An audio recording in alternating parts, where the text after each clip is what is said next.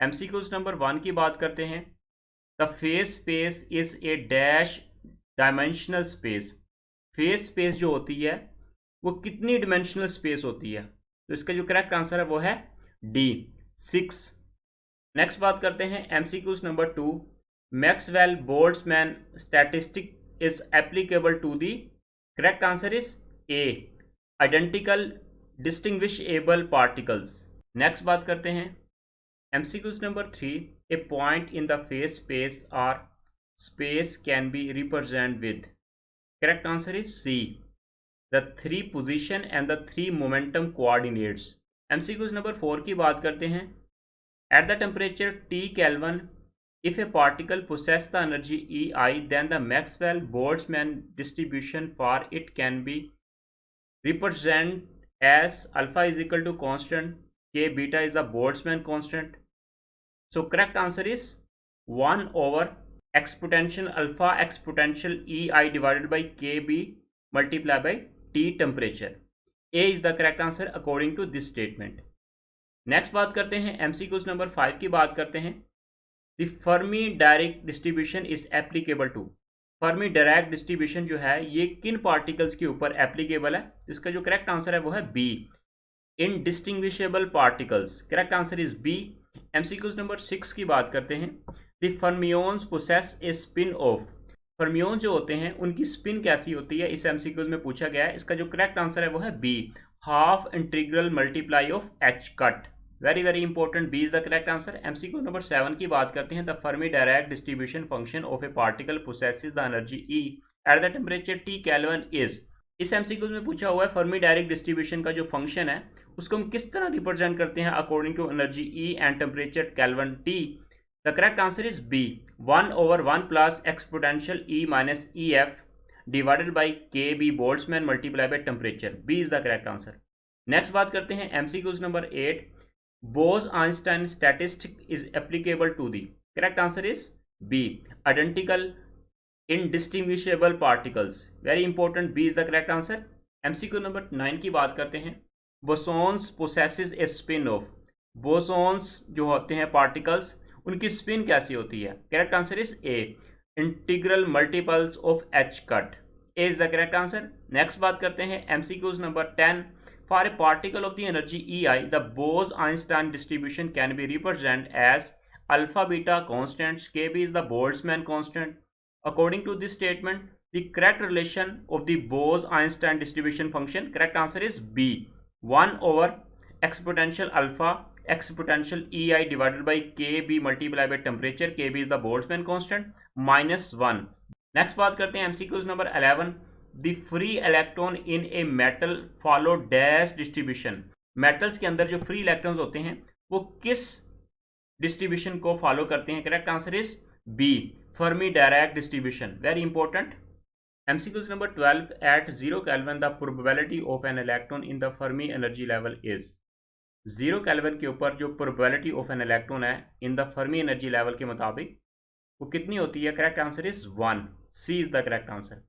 MCQ number 13 की बात करते हैं। The probability of an electron in the Fermi energy level at non zero Kelvin temperature is.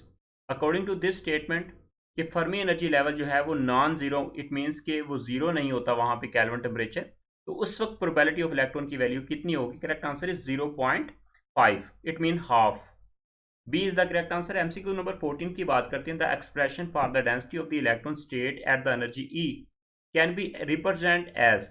तो यहाँ पे हमने एक्सप्रेशन बताना है for the density of the electron according to energy E. तो here H is the Planck's constant, तो correct answer is A, π/2 into 8m divided by H square into 3/2 power multiply by energy power half 1/2.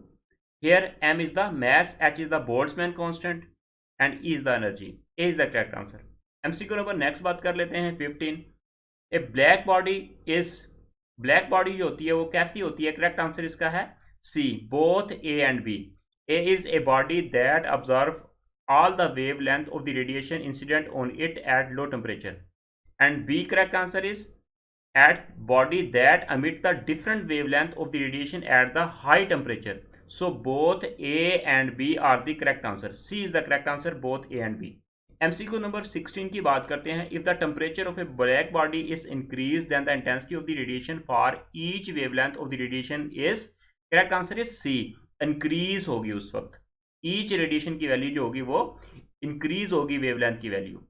MCQ number 17 की बात करते हैं. If the black body radiation the wavelength corresponding to the maximum intensity moves toward the dash wavelength, very important, shorter wavelength, is the correct answer. Next बात करते हैं MCQ number 18. The Wien's law explain the black body radiation in the dash region of the spectrum.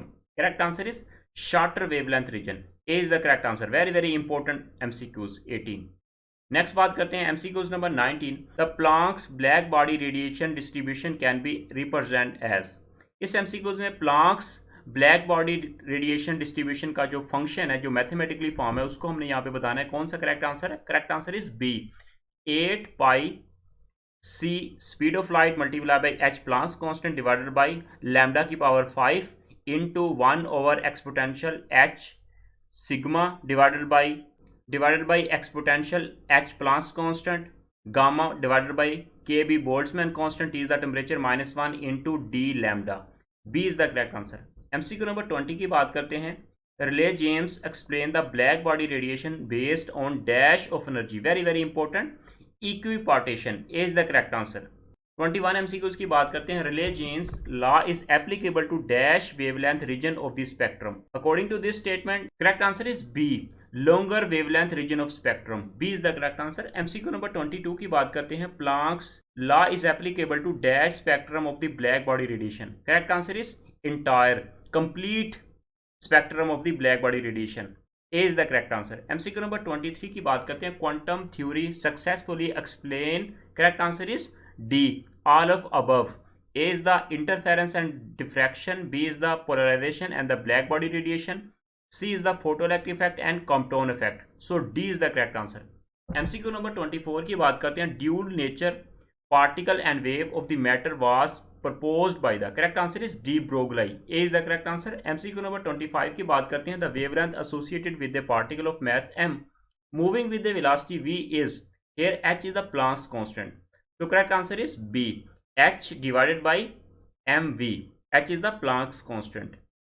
B is the correct answer. MCQ number 26 की बात करते हैं. The wavelength of the de Broglie wave associated with an electron when accelerated in the potential difference V is, h is the Planck's constant, E is the charge on electron. So correct answer is C, h over 2me, V is the volt under root. This is the C correct answer according to 26 statement. MCQ number बात करते हैं 27 की. When an electron is accelerated in the potential difference V, then the de Broglie wave associated with it in the nanometer is, correct answer is B, 1.227 divided by V voltage under root. B is the correct answer. MCQ number 28 की बात करते हैं. If m0 is the rest mass of an electron accelerated through a potential difference V, then its realistically correct wavelength is, realistically correct wavelength की हमने यहाँ पे बतानी है वैल्यू. करेक्ट आंसर इसका है 1.227 divided by under root v into 1 minus E V divided by 4 m0 c square into nanometre. C is the correct answer. Next बात करते हैं MCQs नंबर 29 की. The existence of the matter waves is proved by the, correct answer is D, all of above. Davisson and Germer experiment, GP Thomson, पोस्टर्न. So D is the correct answer. MCQ number 30 की बात करते हैं. The gold foil used in the GP Thomson experiment is, correct answer is B, polycrystalline. MCQ number 31 की बात करते हैं. The interplanar spacing in the gold foil obtained by the GP Thomson and by X-ray method is, correct answer is A, 4.08 angstrom and 4.06 angstrom. This is the interplanar spacing in the gold foil. Next बात करते हैं MCQ number 32. The target material in the division and the German experiment is, target material कौन था in the division and the German experiment जिसने D Broglie hypothesis को prove किया था. Correct answer इसका है बी, निकल मेटल था, वहां पे मटेरियल था. MCQ number 33. The spore in a curve draw between the number of the electron collected against the angles of the galvanometer with an incident beam in the Devian and the Germer experiment is more clear for a anode voltage of. तो यहाँ पे हमने voltage की value बतानी है in the Devian and the Germer experiment. तो correct answer is C 54 volt. Constant value याद रखनी है. एमसीक्यू नंबर 34 की बात करते हैं. The diffraction angle for the nickel crystal in the Devian and the Germer experiment is. तो ये भी MCQ Devian and Germer experiment से रिलेटेड. वहाँ पे जो कांस्टेंट एंगल की वैल्यू है for the nickel material, correct answer is 65. B is the correct answer, 65 degree.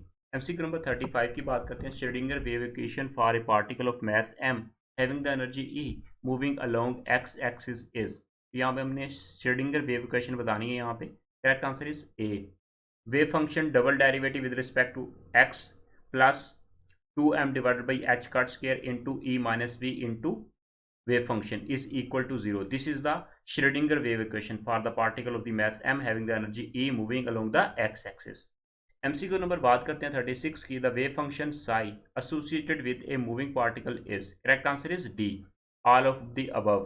It is not an observable quantity. B is the does not have the direct physical meaning.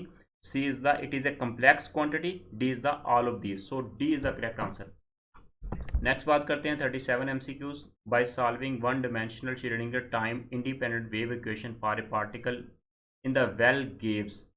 तो well के मुताबिक Schrodinger wave equation को जब हम one dimensional solve करते हैं तो इसका जो रिलेशन करेक्ट रिजल्ट आता है वो कितना आता है. करेक्ट आंसर इसका है D. All of the above. Quantum numbers, discrete values of the energy and the zero point energy, wave function associated with it particles. Very important. D is the correct answer. MCQ number 38 की बात करते हैं. Expression possessed by a particle of mass m in the nth quantum state in one dimensional potential well of the width L is. Very important. Correct answer is n square h square divided by 8ml square. MCQ number बात करते हैं 39 की.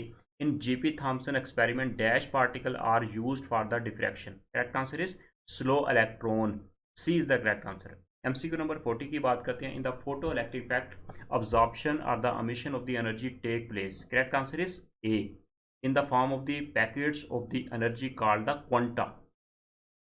A is the correct answer. MCQ number बात करते हैं 41 की.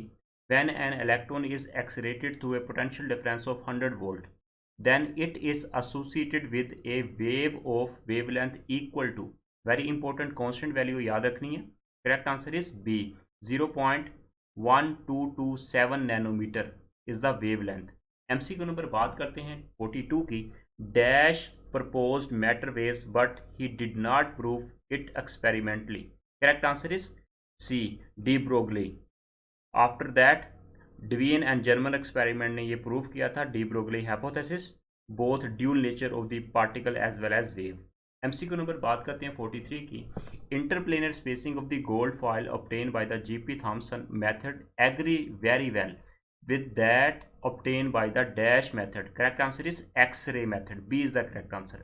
MCQs number 44 की बात करते हैं. Thickness of the gold foil used in the GP Thomson experiment was. Very important. Correct answer is 10 की पावर -8 मीटर.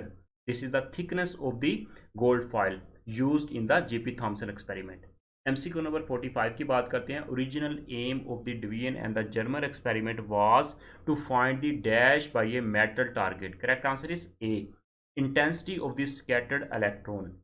MCQ नंबर 46 की बात करते हैं. The de Broglie wavelength of the electron obtain from the Devian and the German experiment is. तो de Broglie wavelength की हमने यहाँ पे वैल्यू बतानी है ऑफ द इलेक्ट्रॉन के लिए.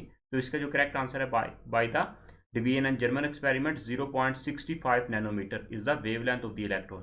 MCQ number 47 की बात करते हैं. The Schrödinger wave equation was derived based upon dash idea of the matter waves. Correct answer is de Broglie is the correct answer. MCQ number 48 की बात करते हैं. If psi x-axis, y-axis, z-axis t is the time dependent represent the wave function associated with along the particle, then mod psi into x y z time dependent into mod square represent the. तो इसका जो correct answer है वो है probability density. This form is known as probability density. MCQs number 49 की बात करते हैं. If E1 is the ground state energy of the particle then the increase in the energy of the from the nth energy level to the next higher energy level. तो इसका जो correct answer है वो है 2n+1 into E1। A is the correct answer. Very important MCQs. MCQ number 50 की बात करते हैं। The normalised wave function of a particle in the one dimensional potential well of the width L is. तो इस MCQ में हमने normalised wave function बताना है for the particle in the one dimensional potential well जिसकी width है L.